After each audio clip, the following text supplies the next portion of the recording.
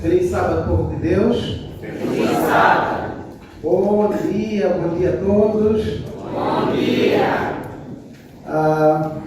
Nesta manhã quero agradecer ao grupo Yeshua, quero agradecer às mulheres adventistas que passaram aqui louvando a Deus através da música.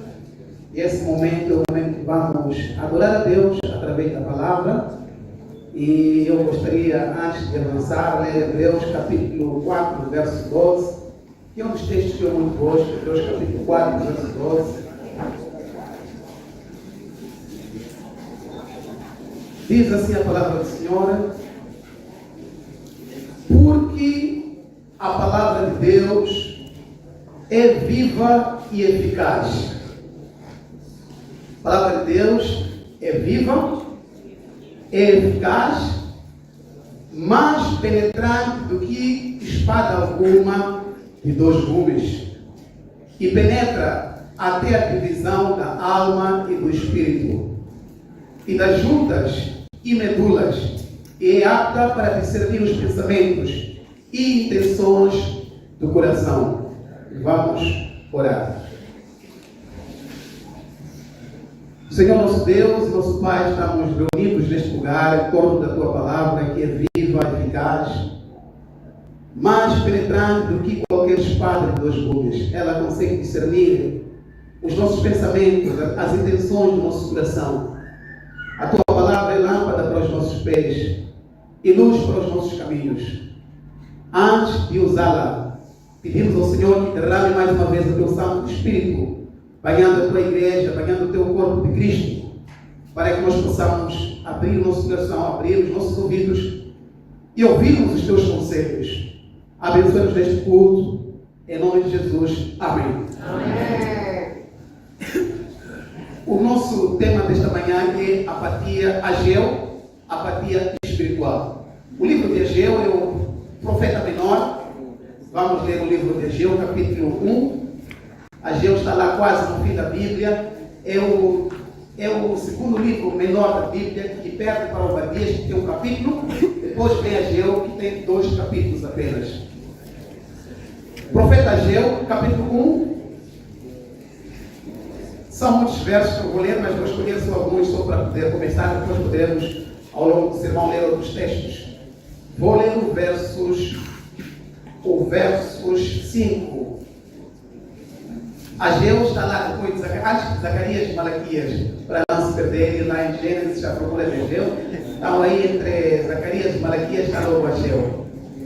Diz assim no verso 5: Ora, pois, assim diz o Senhor dos Exércitos: aplicai os vossos corações aos vossos caminhos, semeais muito e recolheis pouco, comeis, mas não vos fartais, bebeis, mas não vos saciais, vestivos, mas ninguém se aquece, e o que recebe salário num saco furado. Verso 7: aplicai os vossos corações aos vossos caminhos.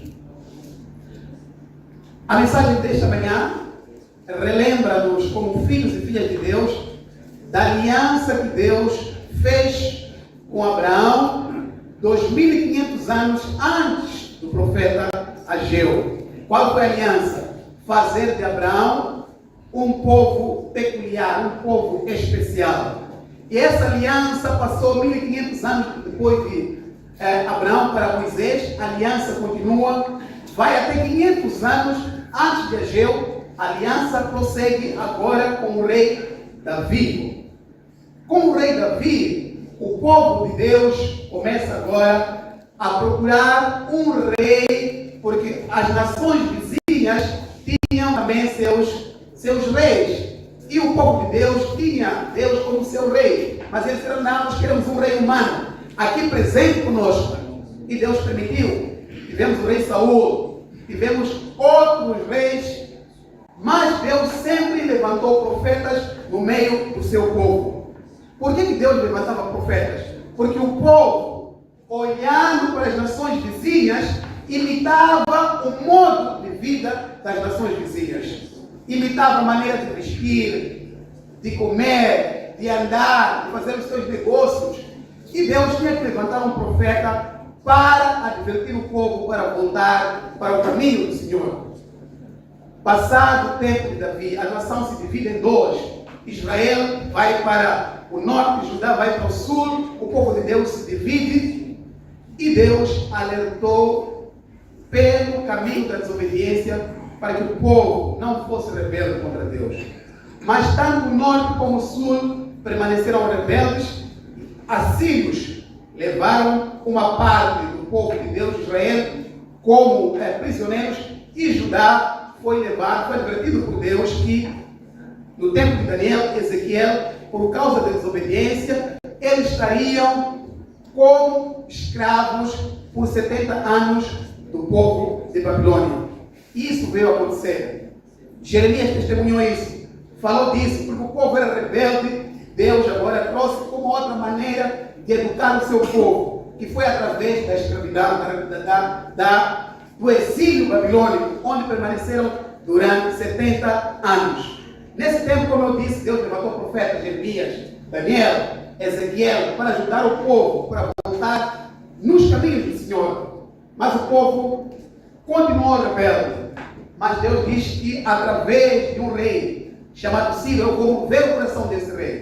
E ele vai, portanto, emitir um decreto, depois de 70 anos, para que o povo volte para Jerusalém. Antes do cumprimento desse decreto do rei Ciro, a Bíblia nos mostra que havia um copeiro que estava junto ao rei, que era Neemias. Neemias recebeu o seu primo que veio de Jerusalém. E ele, quando recebe o seu primo, e ele pergunta para ele: como está Jerusalém? Como está o templo do Senhor? Porque os babilônios, quando entraram em Jerusalém, eles atearam fogo para o templo de Deus.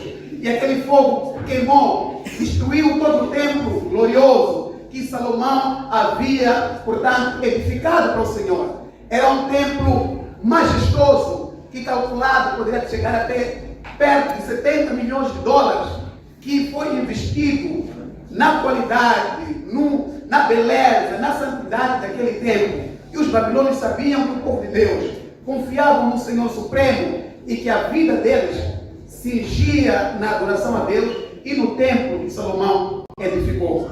Portanto, os babilônios lançam fogo, destroem todo o templo, capturam o povo de Deus, matam alguns, levam os nobres como Daniel e outros para, portanto, para a Medo e Pérsia. É nesse contexto que o povo, quando Neemias ouve que Jerusalém está em ruínas, está destruída, então Neemias pranteia, chora, ora por causa da notícia, da tristeza, como Jerusalém estava desolada, abandonada. E aqui nós temos logo a primeira grande lição do nosso estudo desta manhã. A atitude de Neemias, quando ouve que Jerusalém está em ruínas, que o povo de Deus está cativo. Neemias chora, jejua e ora. Essa deve ser a nossa atitude, filhos de Deus. Uma atitude de dependência de Deus por meio da oração, de jejum e do choro, quando vemos a causa de Deus não progredindo. Neemias, ele pede a autorização do rei para ir a Jerusalém e reconstruir o templo do Senhor. Neemias é levantado por Deus para reconstruir os muros de Jerusalém, para retificar o templo do Senhor. E Deus se moveu pela atitude de Neemias, dando, portanto, o rei deu autorização a Neemias para voltar para a sua terra, para a sua pátria, e agora iniciar a reconstrução de Jerusalém, que estava abandonada, desolada, em ruínas e sem habitantes. Tinha um grupo pequeno de pessoas ali em Jerusalém. Os medos e persas autorizaram a construção do templo. E a construção começou. Tendo começado a construção, houve dois grandes problemas. O primeiro problema, os samaritanos queriam ajudar Judá a reconstruir o templo do Senhor. Mas os samaritanos haviam feito casamentos, alianças com povos pagãos. Eles não deviam se misturar com Judá para reconstruir o templo. Aqui fica a segunda lição. Cuidado com quem nós fazemos alianças. Cuidado com quem nós nos metemos em parcerias, em sociedades. Cuidado com quem nós nos metemos em casamento.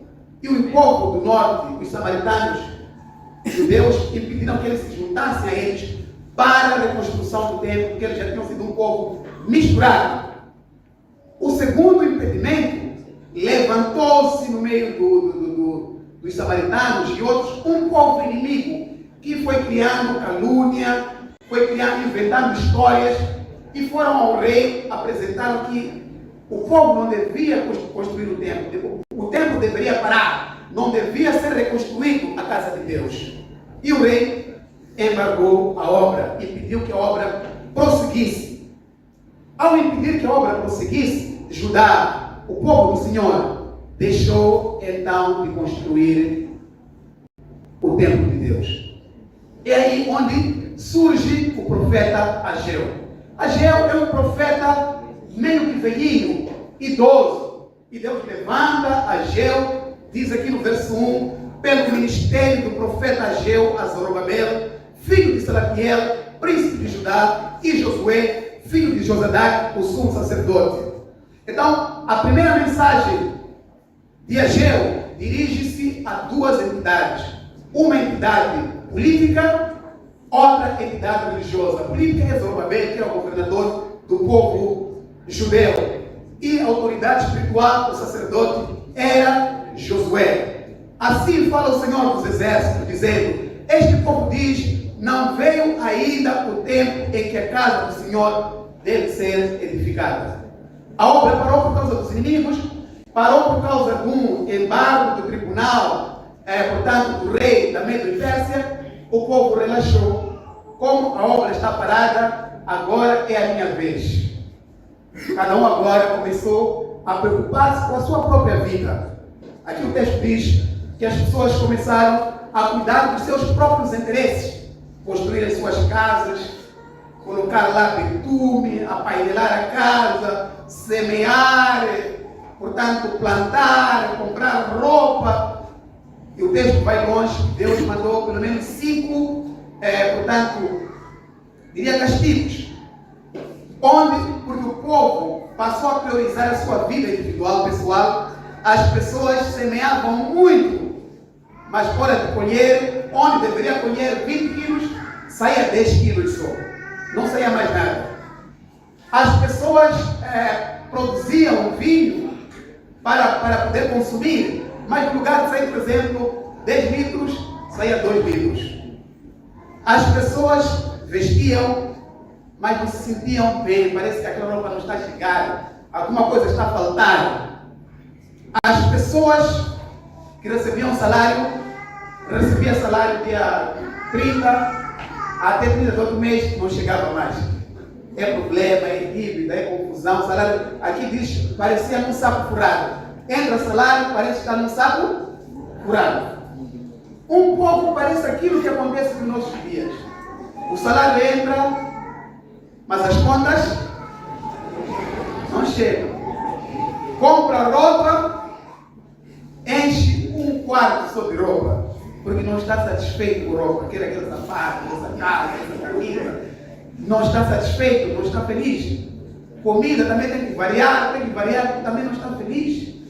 É mais ou menos essa ideia. Não que Deus estivesse contra a comida, a bebida, o vestir, mas porque o povo de Deus havia invertido a sua prioridade. Por isso Deus diz, considerai o vosso passado.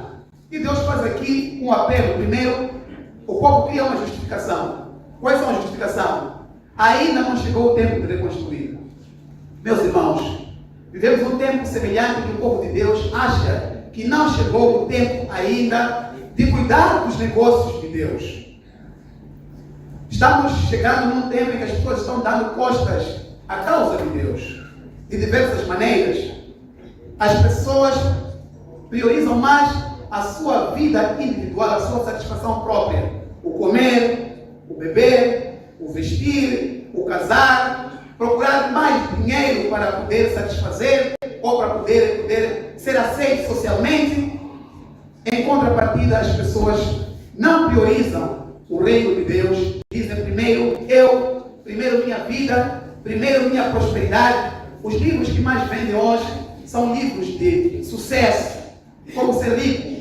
Se nós trouxermos hoje no jornal o tema como ser rico, aqui não haverá lugar, porque todo mundo quer ser rico. Como ter sucesso, são os temas da atualidade. E as pessoas estão dando costas a Deus, porque estão ocupadas consigo mesmas, assim como aconteceu aqui no tempo do povo do Senhor. Meu amado, minha amada, investimento errado provoca um resultado insatisfatório. O povo estava tendo investimento, colocando a sua prioridade de forma egoísta em si mesmo e deixando Deus de lado. E isso provoca um vazio. Esse vazio que nós vimos: comer, não satisfeito; beber, não satisfeito; vestir, não satisfeito; trabalhar, também não satisfeito. Por quê? Porque as prioridades foram invertidas. Jesus Cristo, dos seus próprios lábios, ele disse em Mateus capítulo 6, 33, buscai primeiro o reino de Deus e a sua justiça. Todas as coisas nos serão acrescentadas. E nós precisamos de apropriar-se dessa palavra de Jesus Cristo. O reino de Deus em primeiro lugar da nossa vida. E quando o reino de Deus estiver em primeiro lugar da nossa vida, nós teremos uma satisfação pessoal, uma realização própria. O que vai contar é aquilo que diz o pregador jovem. Não vai ser a quantidade de dinheiro, mas a satisfação que Deus vai colocar na nossa vida. Com pouco ou com muito, nós estaremos satisfeitos porque temos Deus ao nosso lado. Aplicai nos vossos corações. Lembrai-vos, considerai o vosso passado. É a palavra do profeta Ageu.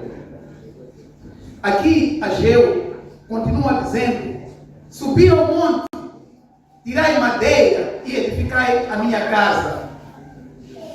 É o conselho do profeta Ageu. E diz: eu serei glorificado. Se vocês subirem ao monte, tirarem madeira, edificarem a minha casa, portanto, eu serei glorificado. Sim, meu irmão, minha irmã, estamos num tempo onde as pessoas acham que a casa de Deus não tem nenhuma importância, não tem nenhum valor. É um mero lugar. E as pessoas consideram mais a sua própria casa do que a casa de Deus. Assim também era com esse povo. Mas Deus diz aqui: eu serei glorificado se a minha casa estiver reconstruída. Porque é na casa de Deus onde nossos pecados são perdoados. É na casa de Deus onde vidas são tocadas, vidas são transformadas. É na casa de Deus onde há reconciliação, onde a palavra de Deus é aberta, onde há oração, onde há perdão, onde nós recebemos o casamento.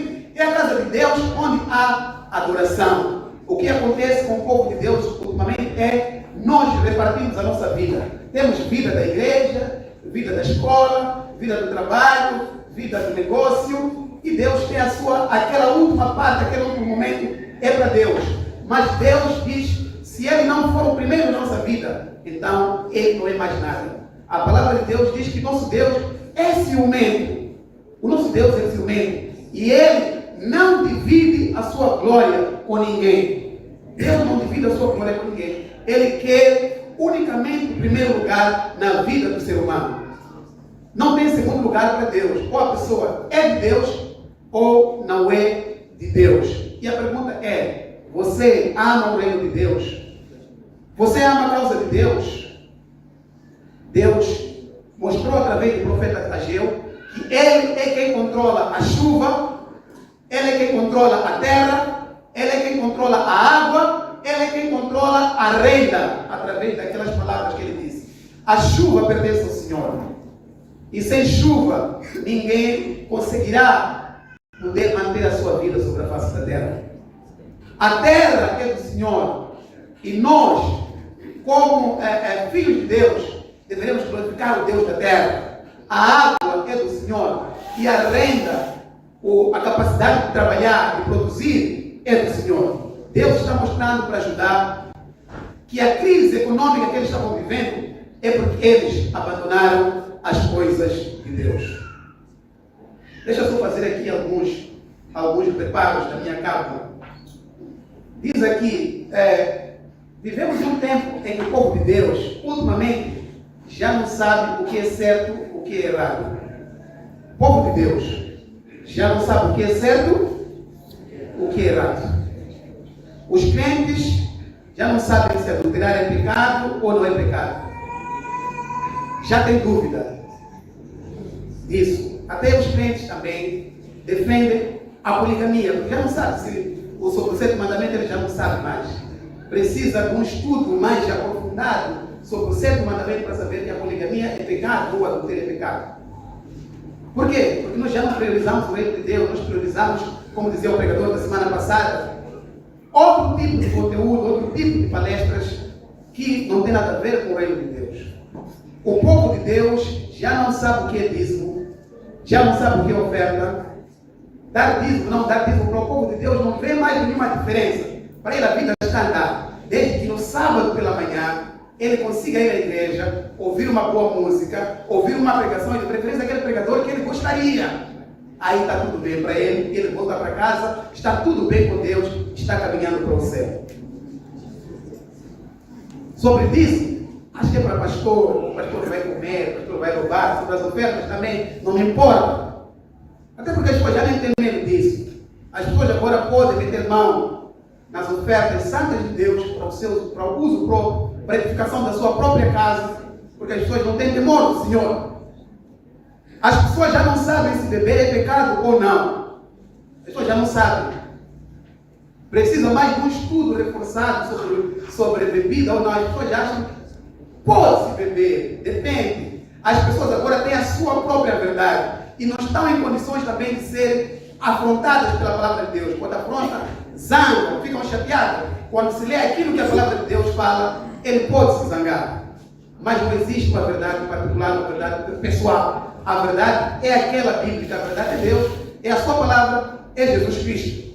As pessoas hoje também já nem sabem se invejar o outro é pecado ou não. As pessoas já não sabem isso, não vê nenhuma para eles é normal. Fofocar se é pecado ou não, as pessoas já não sabem mais. As pessoas já não sabem se roubar é pecado ou não, por estar se roubar de todos os lados. Então nós também temos que entrar também nesse negócio. As pessoas já não sabem se matar é pecado ou não. As pessoas já não têm temor pela vida humana. As pessoas tornaram-se corajosas em praticar coisas ilícitas. As pessoas, os crentes em particular, já não sabem que horas inicia a escola sabatina. Para elas, qualquer hora é hora normal. Isso não lhes incomoda. Chegar 9 horas, chegar 10 horas, chegar 12 horas, pode chegar agora, mas para dar 12, está vir à vontade. Para eles não está acontecendo nada, está tudo natural, não está acontecendo nada. As pessoas não têm temor do Senhor. As pessoas não têm medo de Deus. E há uma vez um certo pregador dizia: não importa chegar cedo ou tarde, o que importa é Deus no seu coração. São frases que se falam hoje, o que importa é Deus, é Jesus, é o amor. Mas não é verdade, eu quero dizer para a igreja que não é verdade isso. Importa sim a nossa responsabilidade, o nosso compromisso com o Senhor, o nosso temor para com o Senhor. Nós aprendemos a mordomia do tempo e precisamos de colocar Deus como prioridade na nossa vida. A igreja tem um horário de abertura? Tem um horário de abertura. Nós devemos nos fazer presente. Pode atrasar por uma e outra razão, mas tem que haver peso de consciência na sua cabeça. Tem que haver perceber que alguma coisa não está bem. Assim como dizia o irmão já na semana passada, lá nos nossos trabalhos, há peso de consciência quando a gente se atrasa na escola, há responsabilidade. E o servo do Senhor deve observar essas coisas. Hoje, as pessoas já não sabem o que ajudar. É normal a pessoa chegar sábado, ficar em casa, ligar a televisor, assistir jogo, procurar Laminha, Má. Normalmente, para ele não está a fazer nada. Está a assistir música, está a conversar, está no passeio, está no restaurante em pleno sábado. Isso não é só aqui. Isso é um pouco por todo mundo. Isso é um pouco por todo mundo. As pessoas preferem sair, as pessoas não querem se incomodar com as outras, as pessoas não querem. As pessoas estão preocupadas consigo mesmo. Eu quero estar bem, não quero fome, não quero chatice, não quero nada. Estou no meu canto. Estou na minha casa. Como disse o texto, as pessoas estão preocupadas com a sua casa. As pessoas estão preocupadas consigo mesmo. E Deus pouco importa. Servir a igreja, eu não tenho tempo. Estou ocupado. Deixo para os atrasados, para os que pensam pouco, para os que não têm nada de fazer. Não é? Há esse pensamento que as pessoas têm, alimentam os seus corações. Mas eu quero dizer hoje, perante a igreja, falemos como Josué. Eu e a minha casa serviremos ao Senhor. Amém. Amém. Se para alguém parece mal servir ao Senhor, coloque no teu coração como Josué. Quando Josué esteve num debate como esse, ele preferiu dizer: eu e a minha casa serviremos ao Senhor. Vivemos um tempo em que as pessoas preferem o Salmo 23, verso 1. O Senhor é meu pastor, nada me faltará. Pode colar no carro, pode colar em todo canto, onde puder, o Senhor é meu pastor, nada me faltará. Mas ninguém quer mais que eu habitarei na casa do Senhor por longos dias. Amém. Ninguém quer mais habitarei na casa do Senhor por longos dias. Que o Senhor se vire. Aquele que não tem nada para fazer, que vire-se, que cuide do Senhor. Mas eu o que quero é que o Senhor seja meu pastor e que não me falte nada. Que tenha água, tenha luz, tenha carro, tenha roupa, tenha tudo. Mas habitarei na casa do Senhor por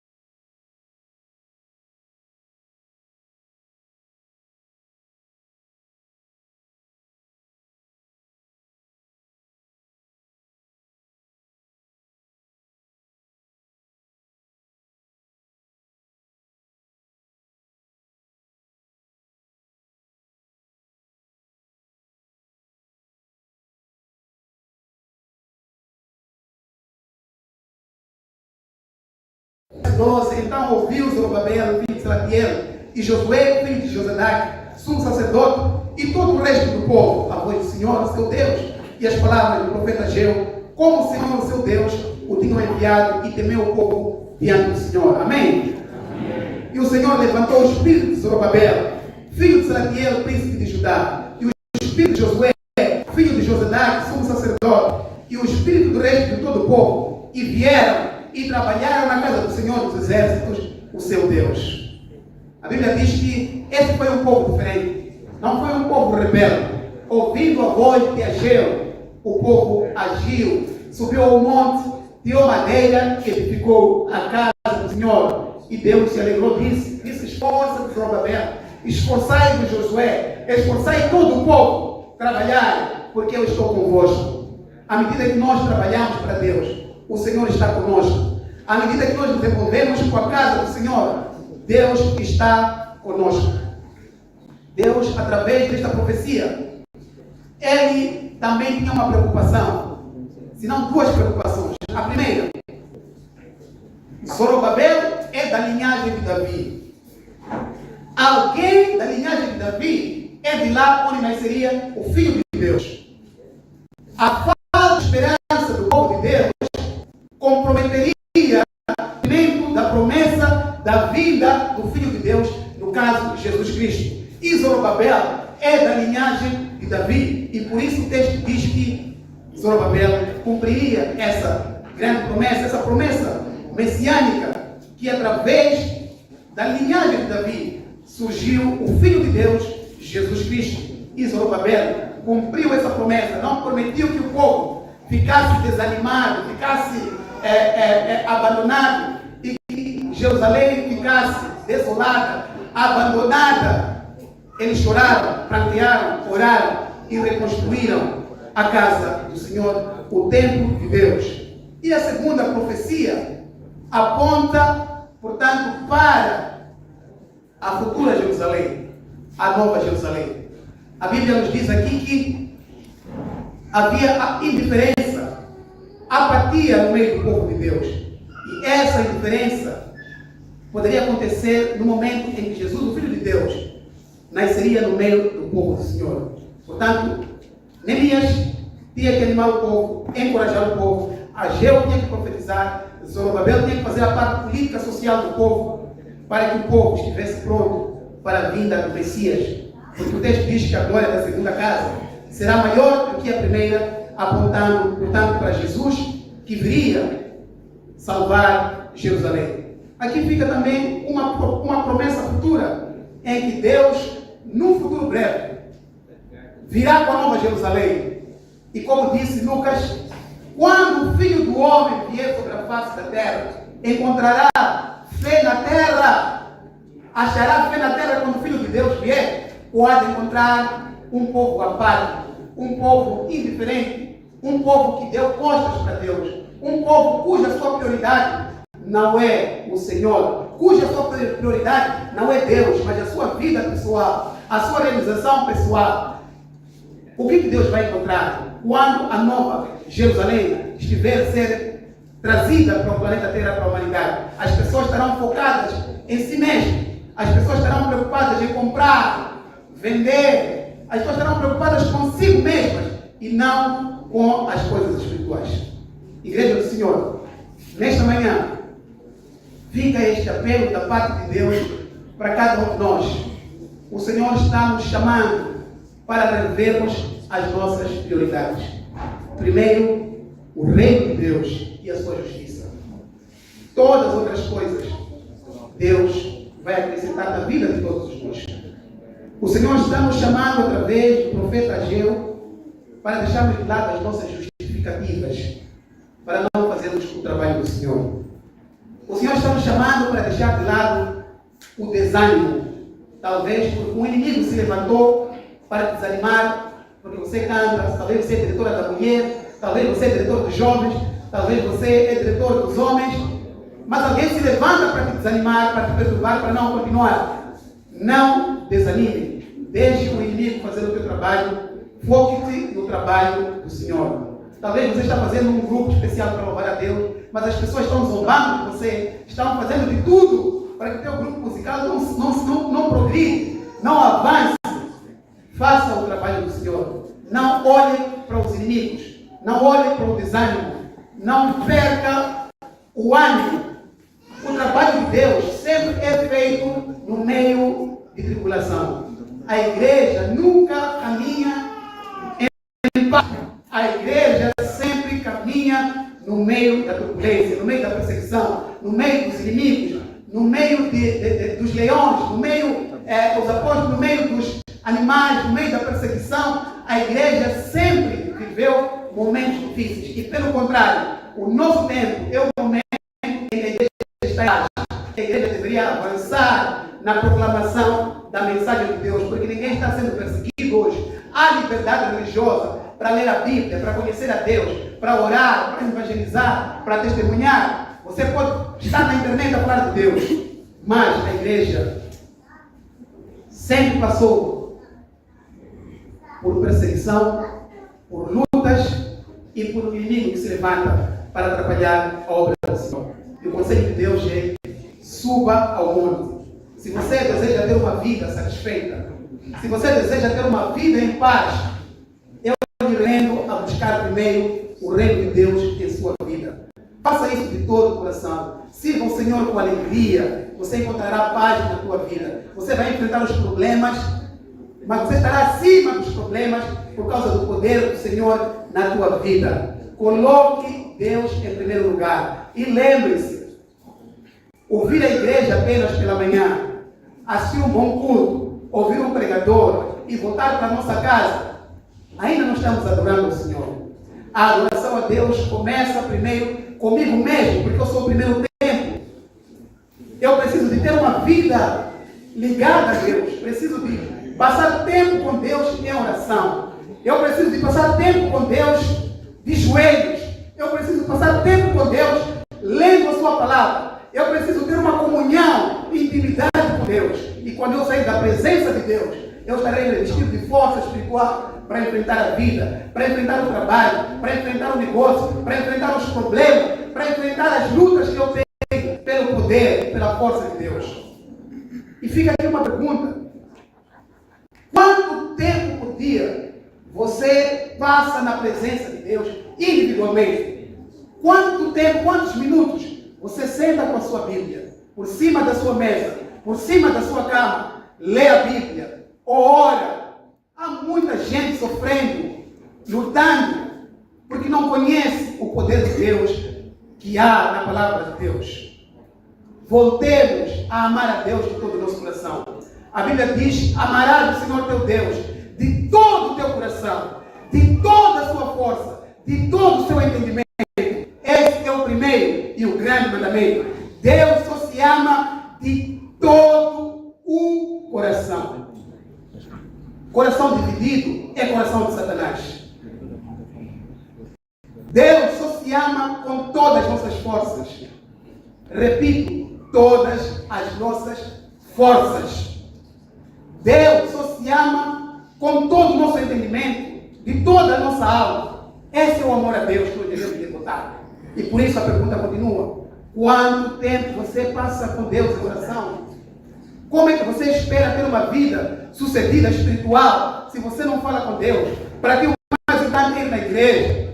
O mais importante é vir aqui apenas cumprir o horário, quando dá 12 horas, você perceber que esse pregador está demorado e tem que ir, parece estar atrasado, mas não está atrasado para nenhum lugar, não vai em nenhum sítio, não tem nada de fazer, só porque as coisas espirituais te incomodam. Se fosse jogo, 0 horas você está no jogo. Se fosse música, você estaria lá até 0 horas, a mexer pé, mexer corpo. Mas quando é coisa de Deus, te incomoda. Busque o reino de Deus em primeiro lugar e a sua justiça. O mais importante não é só estar aqui na igreja.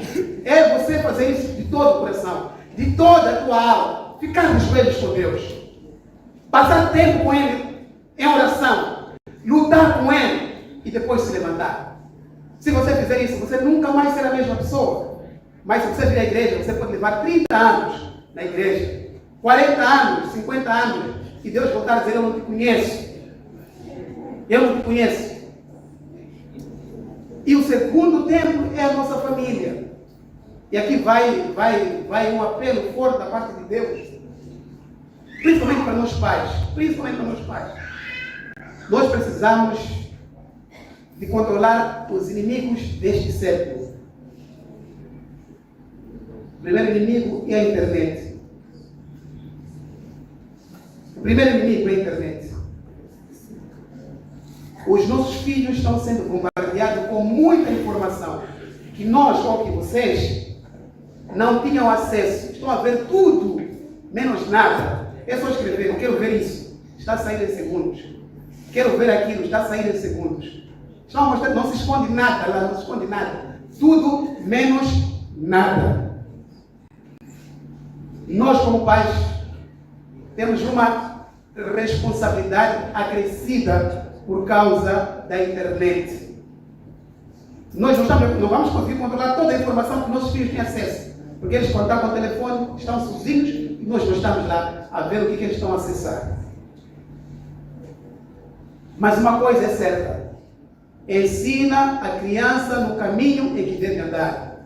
Quando ele se envelhecer, nunca vai se esquecer. Talvez estou falando para um pai que ensinou o seu filho, dedicou a sua vida a treinar um filho, e ele está longe dos caminhos do Senhor. Continue de joelhos. Deus vai honrar as suas orações. Nunca desista do teu filho, porque talvez está envolvido nas drogas. Continue orando, se esforçando. Um dia, Deus vai trazê-lo de volta. Deus vai orar as suas orações. Outro grande perigo de nossa geração é a televisão. É a televisão. Nós temos que aprender, como filhos e filhas de Deus, há momentos que nós temos que desligar o televisor. Desligar o televisor. Porque primeiro, nós não falamos mais em casa. O telefone vai até na mesa, na cama, na cozinha, em todos os lugares. O telefone anda em casa. As pessoas já estão dominadas, viciadas pelo telefone. E quando nós sentamos, aquele sofá traz uma preguiça, e o televisor vem, ele começa agora a dirigir a família. Começa a dirigir a casa. Nós temos que ter um tempo, se é 17 horas, é 17 horas. Se é 18 horas, é 18 horas. Desligar. Se é 20 horas, desliga pouco. Vamos orar. É tempo de oração. Aí cantamos um hino, aí lemos a palavra, oramos. Podemos voltar às nossas atividades.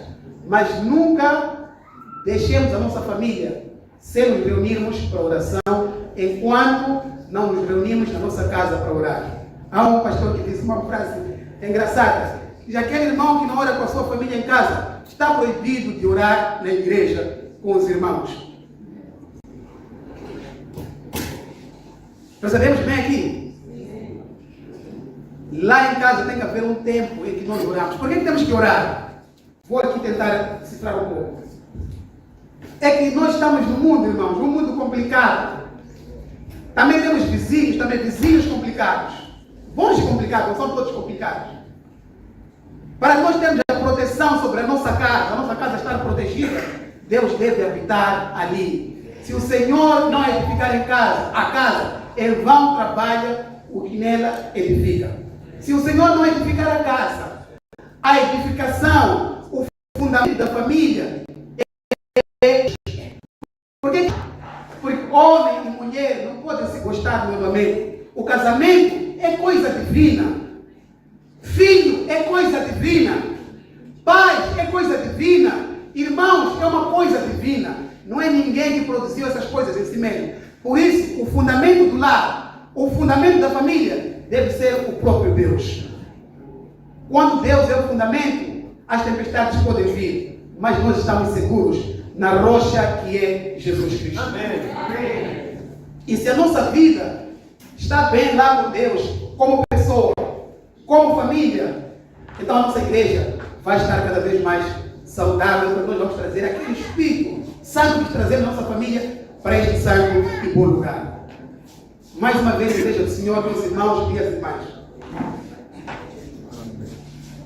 Se continuarmos unicamente atrás dos nossos interesses e colocarmos o reino de Deus em segundo plano, então nós estamos falando como filhos e filhas de Deus.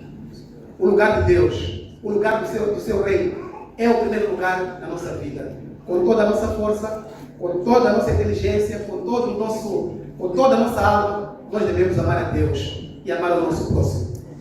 Que Deus nos abençoe, nos ajude e nos salve dessa geração, para que nós não abandonemos o Senhor, não abandonemos a sua casa, não abandonemos o seu reino, não abandonemos a sua causa. Coloquemos o reino de Deus em primeiro lugar. Enquanto construímos a nossa vida sobre a terra, enquanto edificamos as nossas casas, enquanto compramos e vendemos, lembremos sempre que nós não somos cidadãos deste mundo.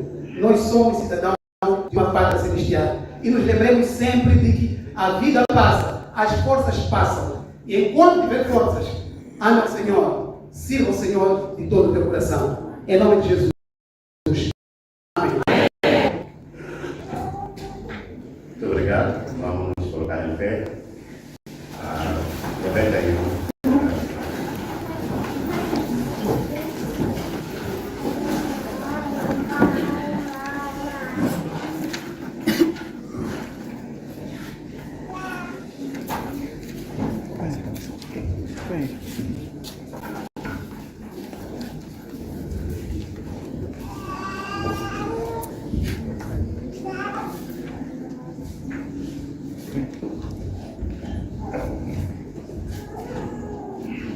Jesus é melhor sim que homem. Jesus é melhor do que tudo que tem. Melhor que riqueza e posição. Melhor muito mais do que milhões. Pode ser o rei.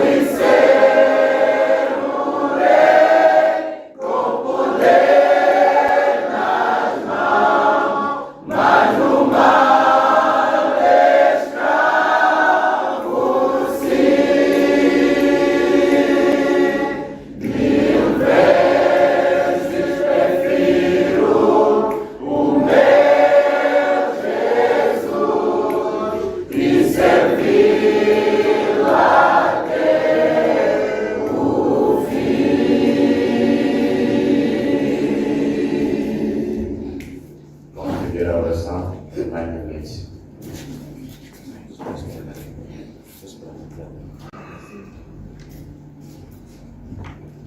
Oremos.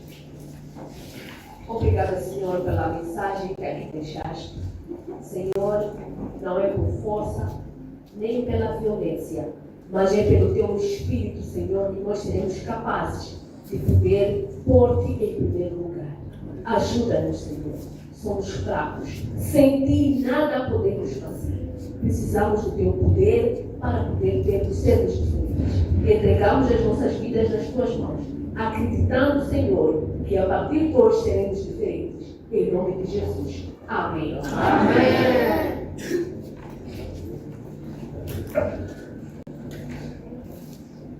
A mão de Deus e seu poder guardai-vos de todo mal. Em sua luz possais viver na doce paz do amor real.